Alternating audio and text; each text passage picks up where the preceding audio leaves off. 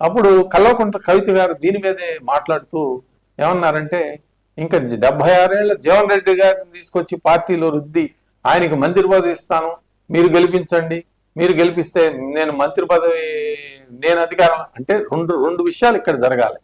ఒకటి, తెలంగాణ వాదుల్ని, తెలంగాణ కోసం పోరాడిన వాదుల్ని, అక్కడ తెలంగాణ వ్యక్తుల్ని వదిలేసి ఎప్పటి నుంచో రాజశేఖర రెడ్డి గారి కుటుంబాలని కొమ్ము కాస్తున్న జీవన్ రెడ్డి గారిని తీసుకువచ్చి మా తెలంగాణ వాదుల మీద రుద్దుతున్న పార్టీ ఏ విధంగా జస్టిస్ చేయగలుగుతుంది, యువకులకు ఏ విధంగా అవకాశాలు ఇవ్వగలుగుతుంది అని కల్వకుంట్ల కవిత గారని కుమార్తె ప్రశ్నలు లేవలెత్తారు.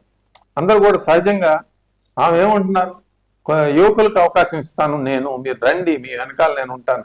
ఆమె 25వ తారీఖున ఆ ప్రాంతీయ పార్టీ కూడా తెలంగాణ ప్రజాసమితి లాగానే టిపిఎస్ పేరుతో వచ్చేటట్టు తెలంగాణ ప్రజా జాగృతి అనే ఆమె పేరు పెట్టుకుని ఆ ప్రజల ముందుకు రాబోతా ఉన్నారు. ఆమె తీవ్రమైన ప్రశ్నలు సంధించారు.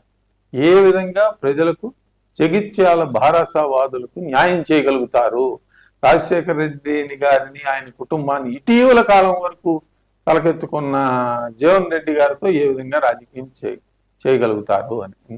ఇందులో ఒక అనుమానం కూడా ఒకటి ఉంది. అదే జగన్మోహన్ రెడ్డి గారితో కేసీఆర్ గారి కుటుంబం సాగిస్తున్న జంట కాపురం మీద అనేకమైన అనుమానాలు వచ్చే విధంగా జీవన్ రెడ్డి గారిని పార్టీలో అంత ఆర్భాటంగా చేర్చుకున్నారు అని అంటే, ఇంతకు మించిన రాజకీయ సన్నివేశం కేసీఆర్ గారికి దొరకలేదంటే అది నిజంగా ఒక విధంగా భారస రాజకీయ వైఫల్యం అనే చెప్పాలి.